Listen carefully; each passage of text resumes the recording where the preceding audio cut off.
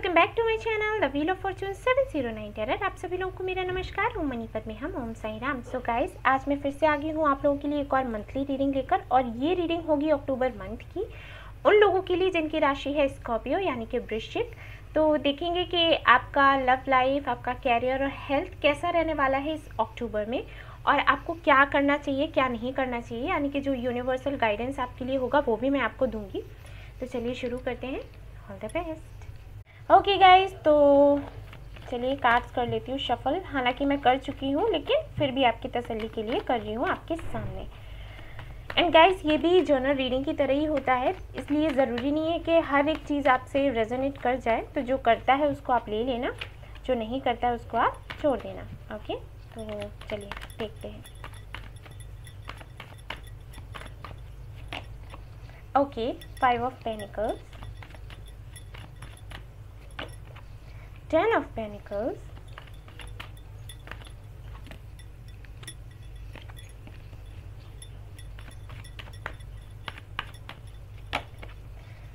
Six of Swords,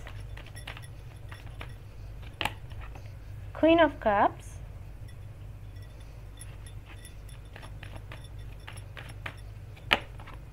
the Tower,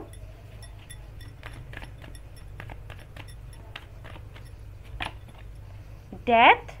बहुत ही बड़ा transformation होने वाला है गाइस आपकी लाइफ में, तो वेरी बिग ट्रांसफॉर्मेशन, क्योंकि यहाँ पर डेथ भी है और टॉवर भी है। Okay,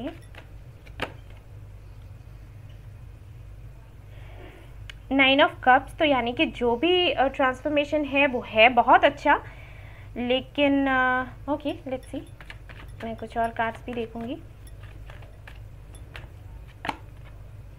okay, 7 of Swords। Alright guys,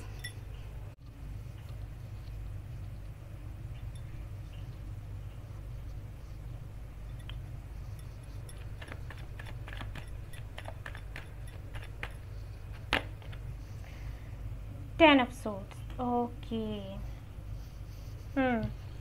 okay guys, तो जिनकी राशि है स्कॉर्पियो यानी कि वृश्चिक, उनको मैं बताना चाहूँगी कि अक्टूबर का मंथ, हालांकि ओके देखिए भाई, ट्रांसफॉर्मेशन होने वाला है, सबसे पहले मैं क्लियर कर दूं। और ट्रांसफॉर्मेशन हमेशा गाइस अच्छे के लिए ही होता है, बुरे के लिए नहीं होता, क्योंकि कुछ लोगों को लगता है कि ट्रांसफॉर्मेशन मतलब कुछ बुरा ही होगा। ऐसा नहीं होता कि ट्रांसफॉर्मेशन बुरा हो, लेकिन हाँ एक बात ज़रूर होती है कि जब ट्रांसफॉर्मेशन होता है तो चीज़ें बदलती हैं। ठीक है, वो चीज़ें बदलती हैं जिनकी आपको आदत होती है।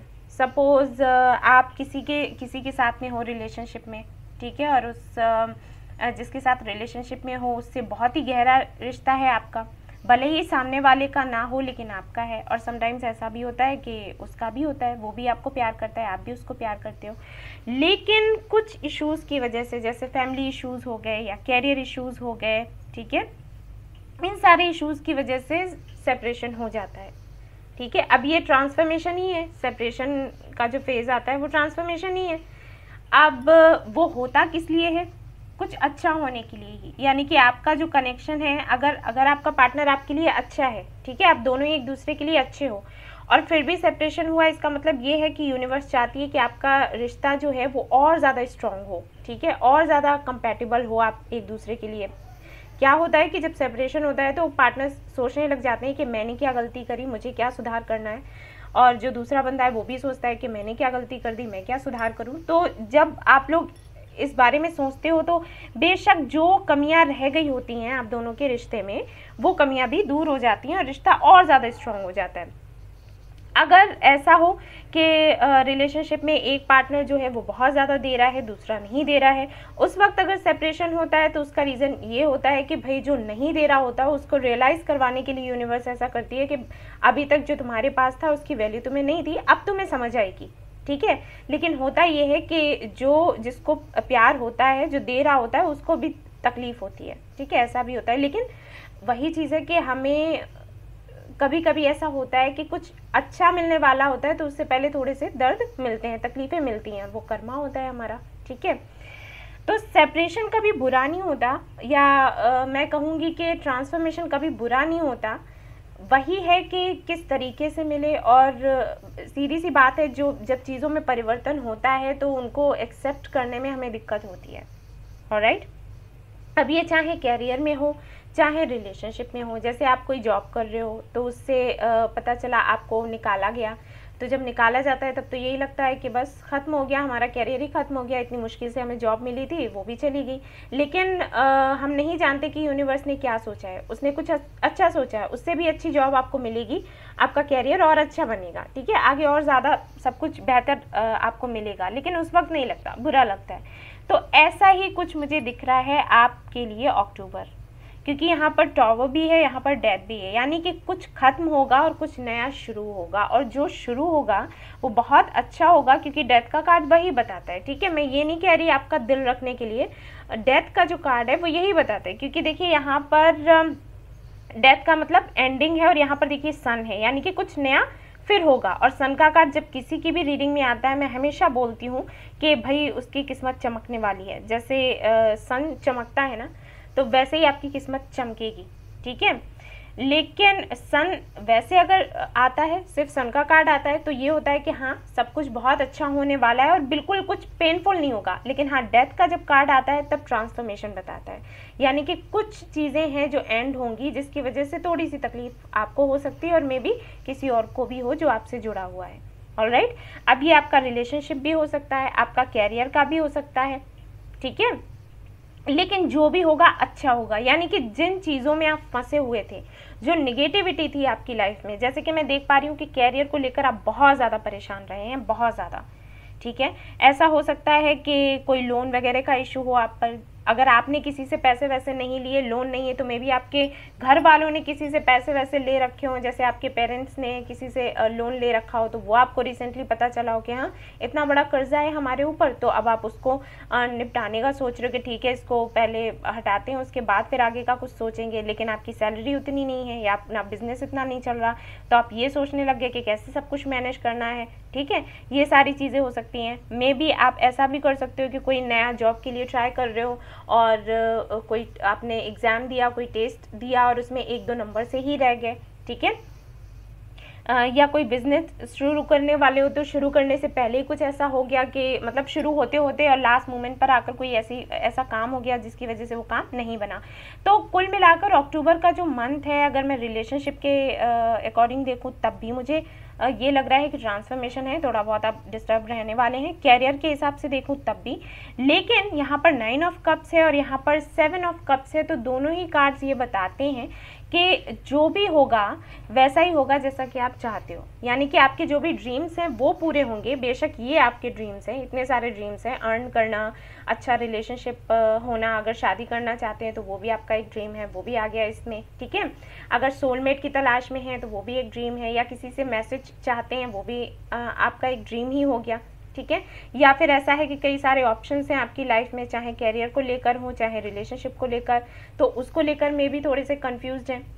तो जो भी है ये कंफ्यूजन है या जो भी परेशानियां, जो भी दिक्कतें हैं ना, वो एंड हो जाएंगी। और ऐसा हो सकता है कि कुछ चीज़ें जब एंड हो तो आपको तकलीफ हो, बेशक हो सकता है, लेकिन वही बात है कि ट्रांसफॉर्मेशन मैंने कहा ना कि अच्छे के लिए होता है, क्योंकि यहाँ पर भी 5 के बाद 10 है, यानी कि यहाँ अगर कैरियर से जुड़ा कोई इशू है तो वो भी सुलझेगा, अबंडेंस आएगी, ठीक है। अब अगर हम यहाँ पर रिलेशनशिप की बात करें, क्योंकि यहाँ पर क्वीन ऑफ कप्स है, तो भी मैं यहाँ पर देख पा रही हूँ कि 9 ऑफ कप्स है यहाँ पर इसके साथ में, हाँ 7 ऑफ सोर्ड्स एंड यहाँ पर 10 ऑफ सोर्ड्स जो है वो, ये दोनों जो कार्ड्स हैं इसके साथ जाते हैं, यानी कि जो भी ट्रांसफॉर्मेशन होगा, जो भी बदलाव होगा, उसकी वजह से थोड़ा सा पेन होने वाला है, लेकिन सब कुछ ठीक हो जाएगा। सब कुछ ठीक होता हुआ दिख रहा है मुझे, ठीक है। मुझे यहाँ पर कुछ भी ऐसा नहीं दिख रहा जिसके लिए मैं आपसे कहूँ कि अरे बहुत परेशान।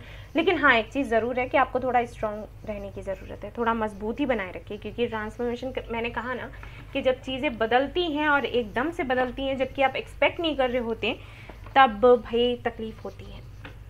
और अगर आप अच्छे खासे रिलेशनशिप में हैं, कोई इशू नहीं चल रहा है, सब कुछ बेहतर है, बढ़िया है, तो मे भी थोड़े से मैं देख पा रही हूँ कि मनमुटाव हो सकते हैं आपके पार्टनर के साथ में, ठीक है। लेकिन जो भी है शॉर्ट आउट हो जाएगा।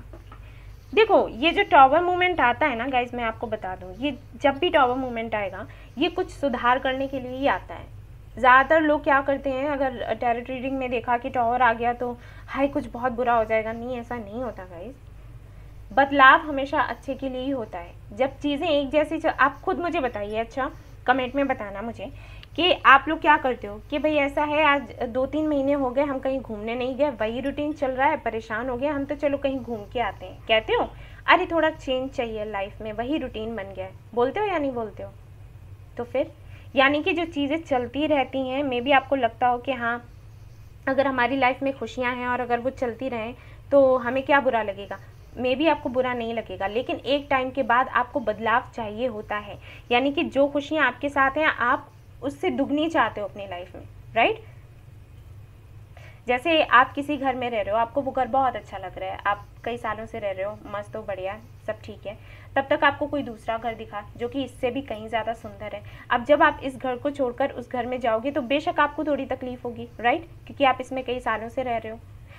जाओगे तो उसमें भी तकलीफ होगी, जाना है, शिफ्ट करना है, सब कुछ। लेकिन जब नए घर में जाते हो तब पता चलता है कि अरे ये जो सुख था ये उस वाले घर में नहीं था, ठीक है। तो वही है, तो थोड़ी सी तकलीफ होती है लेकिन चीज़ें सुधर जाती हैं, ठीक है। परेशान ना हो आप लोग। देखते हैं यूनिवर्स क्या कह रही है आपके लिए।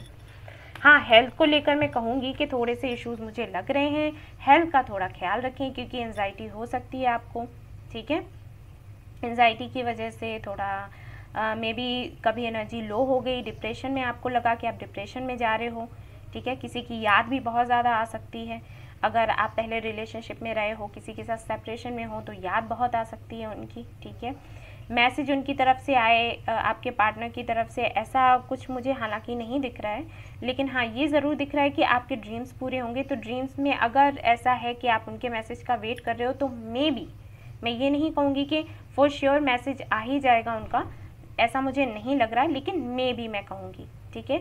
और ये भी तब है जबकि आप पॉजिटिव रहें, यानी कि 9 ऑफ कप्स के सीधा ऊपर आप देखोगे तो यहाँ पर 6 ऑफ सोर्स है, और 6 ऑफ सोर्स जो है वो ये बताता है कि आपको शांत रहना है और बिल्कुल पॉजिटिव रहना है, ठीक है। मैं ये कहूँगी पॉजिटिव रहोगे, शांत रहोगे तो आपकी विश पूरी होगी। लेकिन अगर आप पॉजिटिव नहीं रहते हैं, शांत नहीं रहते हैं, तो बेशक आपको दर्द होगा, तकलीफ होगी। और शांत ना रहने के रीजंस भी हैं यहाँ पर, क्योंकि यहाँ पर दो ऐसे कार्ड्स आए हुए हैं जो कि बता रहे हैं कि भाई उथल पुथल तो मच जाएगी, ठीक है।